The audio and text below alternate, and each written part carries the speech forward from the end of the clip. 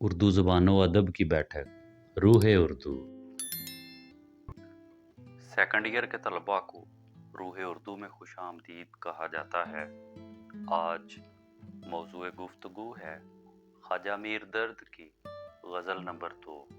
خواجہ صاحب کہتے ہیں، کیا فرق داغ و گل میں کہ جس گل میں بو نہ ہو، کس کام کا وہ دل ہے کہ جس دل میں تو نہ ہو۔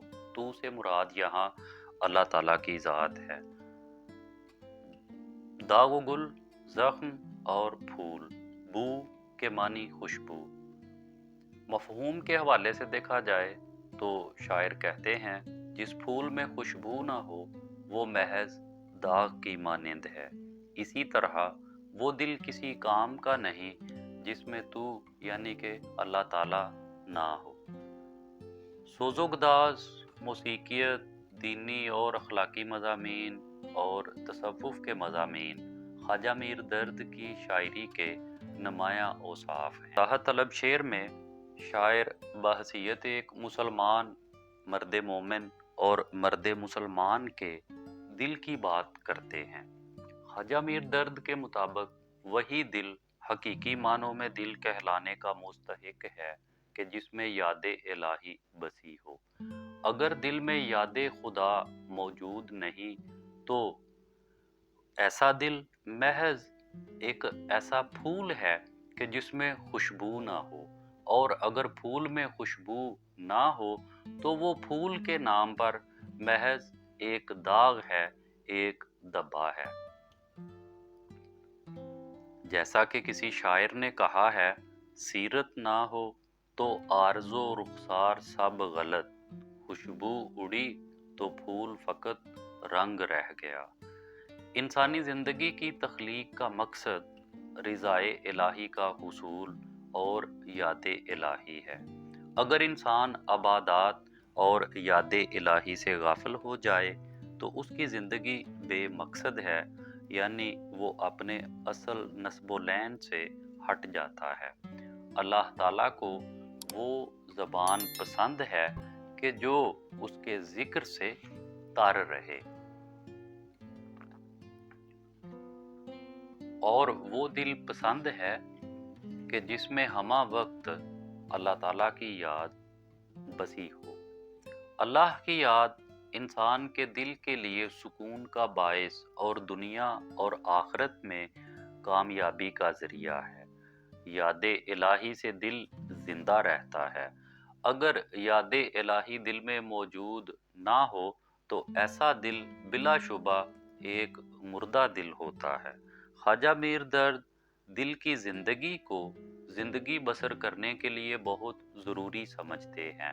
جیسا کہ خواجہ میر درد کا ہی ایک شعر ہے، وہ کہتے ہیں، مجھے یہ ڈر ہے دل زندہ تو نہ مر جائے، کہ زندگانی عبارت ہے تیرے جینے سے۔ درد نے اس شعر میں وحدت اور کثرت کے نظریات کو پیش کیا ہے۔ صوفی اور درویش منش انسانی دل کو اللہ کا گھر قرار دیتے ہیں، اس لیے دل میں صرف اور صرف اللہ کی محبت اور یاد ہونی چاہیے۔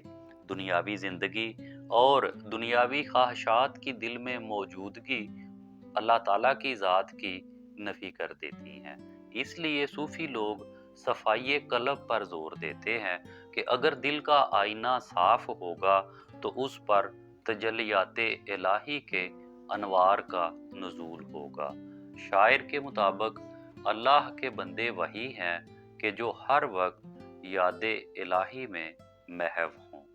ایسے ولی اور درویش لوگ اپنے دل کے آئینے کو اتنا صاف رکھتے ہیں کہ دل میں غیر اللہ کی گنجائش باقی نہیں رہتی۔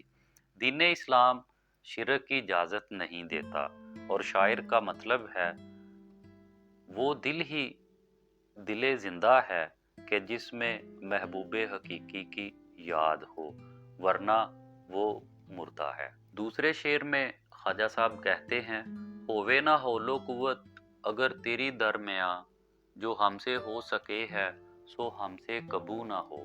حول و قوت برائی سے بچنے اور نیکی کرنے کی قوت اور طاقت، کبھی کی قدیم شکل۔ مفہوم کے حوالے سے دیکھا جائے تو شاعر کہتے ہیں کہ اے اللہ تعالیٰ، اگر تیری توفیق ہمارے شامل حال نہ ہو تو ہم جو کچھ کرتے ہیں وہ کبھی نہ کر سکیں۔ وضاحت طلب شعر میں حول و قوت کے الفاظ لا حول ولا قوت سے ماخوذ ہیں، جن کے معنی طاقت اور قوت کے ہیں، یعنی ہمارے پاس نیکی کرنے کی قوت اور بدی سے بچنے کی طاقت نہیں ہے، سوائے اللہ کے جو بزرگ و برتر اور بلند مرتبے والا ہے۔ وہی ہمیں قوت عطا کرتا ہے کہ ہم نیکی کے راستے پر گامزن رہتے ہیں اور برائی کے راستے سے بچتے ہیں۔ خواجہ میر درد نے اس شعر میں صوفیاء کرام کے نظریہ جبر و قدر کو بیان کیا ہے۔ نظریہ قدر کے قائل صوفی حضرات کا موقف ہے کہ انسان صاحب قدرت ہے، صاحب اختیار ہے، جبکہ نظریہ جبر کے قائل صوفی حضرات کا موقف ہے کہ انسان مجبور محض ہے کہ خود کچھ بھی نہیں کر سکتا۔ نظریہ جبر کے مطابق جو کچھ بھی ہوتا ہے اللہ کی توفیق اور عطا کردہ ہمت سے ہوتا ہے۔ خواجہ میر درد کے کہنے کا مطلب یہ ہے کہ ہم اگر اچھائی اور بھلائی کے کام کرتے ہیں تو اللہ تعالیٰ تیری عطا کردہ توفیق سے ہی کرتے ہیں، اور اگر گناہوں اور گمراہیوں سے بچتے ہیں تو بھی تیری ہی توفیق اور تیری ہی عطا کردہ قوت سے بچتے ہیں، یعنی ہمارے اعمال و افعال کی بہتری اللہ کی توفیق سے ہے، اور اسی کی قوت اور خوف سے ہم گناہوں کے راستے سے بچتے ہیں۔ تیسرے شعر میں خواجہ صاحب کہتے ہیں، جو کچھ کہ ہم نے کی ہے تمنا ملی مگر یہ آرزو رہی ہے کہ کچھ آرزو نہ ہو۔ شاعر کے مطابق ہم نے زندگی بھر جو بھی تمنا، آرزو اور خواہش کی وہ اللہ کی طرف سے پوری ہوئی۔ کاش ایسا ہوتا کہ دل میں کوئی آرزو ہی پیدا نہ ہوتی۔ وضاحت طلب شعر میں خواجہ میر درد نے فقر اور بالخصوص قناعت کو موضوع بنایا ہے۔ شاعر کے مطابق انسان کو دنیا میں کم خواہشات کے ساتھ جینا چاہیے، بلکہ اسے اللہ تعالیٰ سے دعا کرنی چاہیے کہ دل میں خواہشات کم سے کم ہوں۔ اللہ تعالیٰ کی ذات رحیم، کریم، علیم، خبیر اور مسبب الاسباب ہے، اس لیے اللہ تعالیٰ کسی کی دعا کو رد نہیں کرتا۔ وہ انسان کے حالات سے باخبر ہوتا ہے اور اس پر رحم کرتے ہوئے، کرم کرتے ہوئے سبب ایسے پیدا کر دیتا ہے کہ انسان کی کوئی بھی مشکل نہیں رہتی اور کوئی بھی خواہش، آرزو اور تمنا ادھوری نہیں رہتی۔ اللہ تعالیٰ سب کی خواہشات پوری کرتا ہے، سب کی دعا کو قبول فرماتا ہے۔ انسان روز و شب کے میلے میں اپنے دل میں نئی نئی خواہشات پالتا رہتا ہے، ایک خواہش کے پوری ہونے پر دوسری خواہش کی تکمیل میں لگ جاتا ہے۔ اس طرح انسان کی ساری زندگی خواہشات اور ان کی تکمیل کی بے چینی میں گزر جاتی ہے۔ جیسا کہ غالب نے کہا، ہزاروں خواہشیں ایسی کہ ہر خواہش پہ دم نکلے، بہت نکلے میرے ارماں لیکن پھر بھی کم نکلے۔ انسان اپنی خواہشات کی تکمیل کے لیے جائز اور ناجائز ذرائع بھی اختیار کرتا ہے، جبکہ شاعر قناعت اور فقر و غنا کا درس دیتے ہوئے کہتا ہے کہ انسان کو چاہیے کہ کوئی خواہش ہی نہ کرے، کیونکہ خواہشات انسان کو بے تاب اور بے قرار رکھتی ہیں۔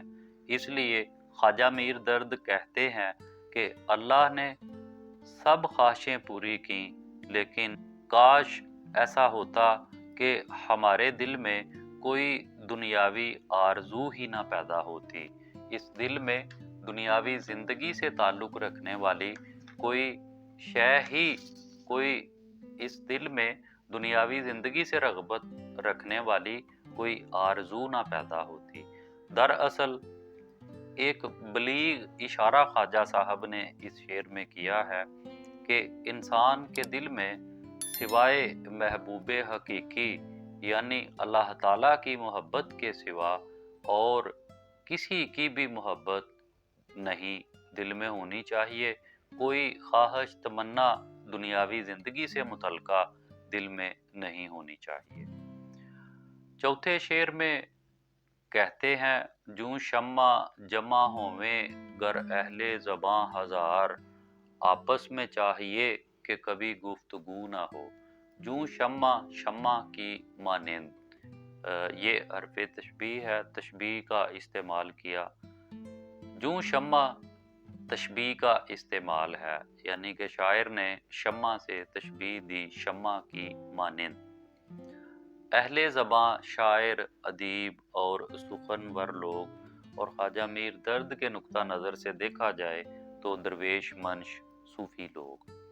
वजाहत तलब शेर में ख्वाजा मीर दर्द आदाब महफिल और रिवाज महफिल की बात करते हुए कहते हैं कि किसी बज़्म या महफिल में अगर इत्तेफाक से दरवेश मंश सूफ़ी और अल्लाह की मार्फत की राह के मुसाफिर इकट्ठे बैठे हों तो उन्हें चाहिए कि खामोशी इख्तियार करें, चूँकि वो मार्फत इलाही की मंजिल पर होते हैं। असरारे इलाही के भेद और निज़ामे कायनात के असरारो रमूज़ को ये लोग समझते हैं, तो इन्हें असरारे खुदावंदी को सरे बज़्म आम लोगों के सामने नहीं बयान करना चाहिए। यानी ये बात हकीकत है कि मुशाहदाए हक की गुफ्तगू आम लोग नहीं समझ सकते, यानी मार्फत इलाही की बातें, मार्फत इलाही के असरार आम लोग नहीं समझ सकते। औलिया अल्लाह की बात को औलिया अल्लाह ही समझ सकते हैं, क्योंकि वो एक ही रास्ते के मुसाफिर होते हैं। जैसा कि कहा जाता है कि वली रा वली मी शनाख्त, यानी वली की बात वली ही समझता है। तसव्वुफ और फ़क्र की बातें आम लोग नहीं समझ सकते, इसलिए लाजिम है कि आम ज़हनी सतह के लोगों के सामने ऐसी बातों और दिलचस्पियों का बसूरत गुफ्तगू इजहार न किया जाए। शेर का एक शायराना पहलू ये भी है कि अगर किसी बज़्म या महफिल में शायर हजरात बैठे हों, अदीब लोग जमा हों, सुखनवर लोग इकट्ठे हों, तो उन्हें चाहिए कि खामोशी इख्तियार करें। शायर का ख्याल है कि जिन मामलात और हक़ाइक़ को अहले ज़बां जानते हैं वो आम आदमी की समझ से मावरा और बुलंद होते हैं। ऐसी हकीकतों के बयान से गुरेज करना चाहिए कि जो आम आदमी की फ़हमो फरासत से बाहर हों।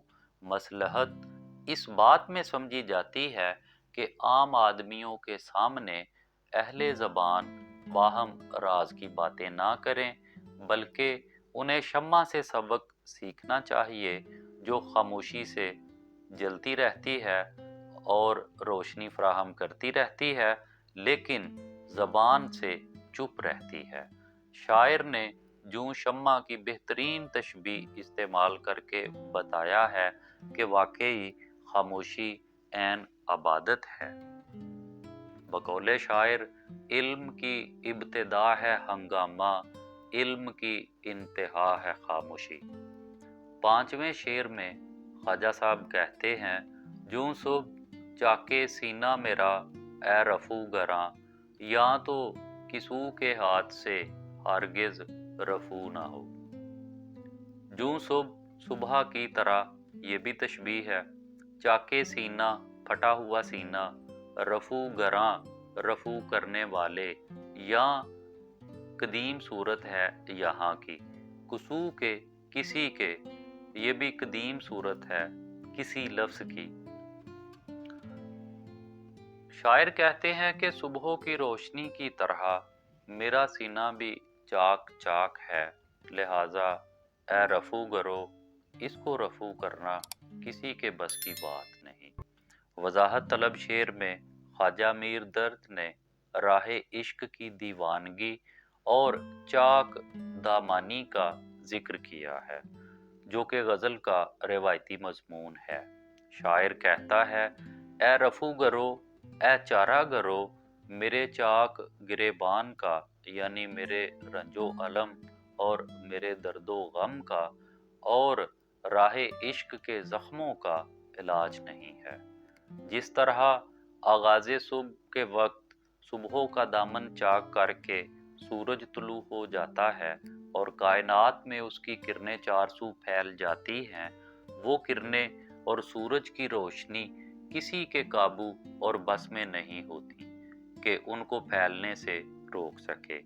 جس طرح کرنوں کو روکنا مشکل ہے، اسی طرح ہمارے عشق کی دیوانگی اور جنون ہے۔ راہ عشق کی دیوانگی، وارفتگی اور جنون کا یہ عالم ہے کہ کوئی مسیحا اور طبیب ہمارے زخموں کا علاج نہیں کر سکتا۔ جیسا کہ آتش کہتے ہیں، ہمیشہ میں نے گریباں کو چاک چاک کیا، تمام عمر رفو گر رہے رفو کرتے۔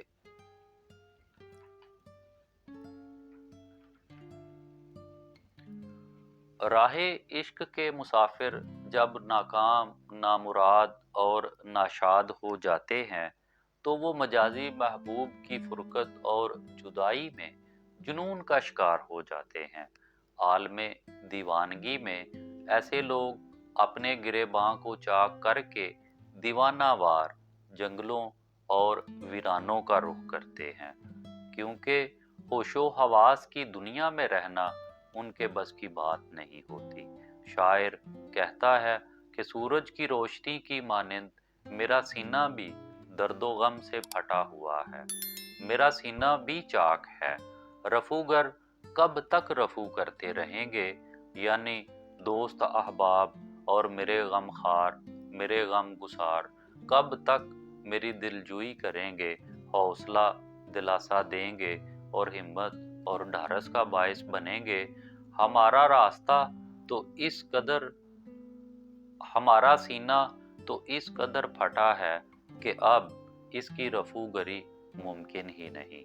جیسا کہ مصحفی کا شعر ہے، مصحفی ہم تو یہ سمجھے تھے کہ ہوگا کوئی زخم، تیرے دل میں تو بہت کام رفو کا نکلا۔ مقطع کے شعر میں کہتے ہیں، اے درد زنگ صورت اگر اس میں جا کرے، اہل صفا میں آئینہ دل کو رو نہ ہو۔ رو نہ ہو، سرخ رو نہ ہو، یعنی کہ دل سرخ رو نہ ہو، دل کامیاب نہ ہو۔ اہل صفا نیک لوگ، درویش لوگ، زنگ صورت زنگ لگا ہوا ہونا۔ شاعر اس شعر میں کہنا یہ چاہتے ہیں کہ جو انسانی قلب یعنی دل ہے، یہ ایک آئینہ ہے، ایسا آئینہ کہ جس پہ محبوب حقیقی یعنی کہ اللہ تعالیٰ کی محبت کا عکس دکھائی دیتا ہے۔ اگر اس دل میں کسی اور کی محبت ہو تو پھر اس دل کو، دل کے آئینے کو زنگ آلود سمجھنا چاہیے۔ شاعر کہتے ہیں کہ اے درد اگر دل میں غیر اللہ کی صورت ٹھہر جائے تو درویش لوگوں کی بزم میں سرخ روئی نہ ہو۔ اردو میں صوفیانہ شاعری کے امام اور پیشوا خواجہ میر درد نے اس شعر میں دراصل صوفیاء کی محفل میں دل کی سرخ روئی کا تذکرہ کیا ہے۔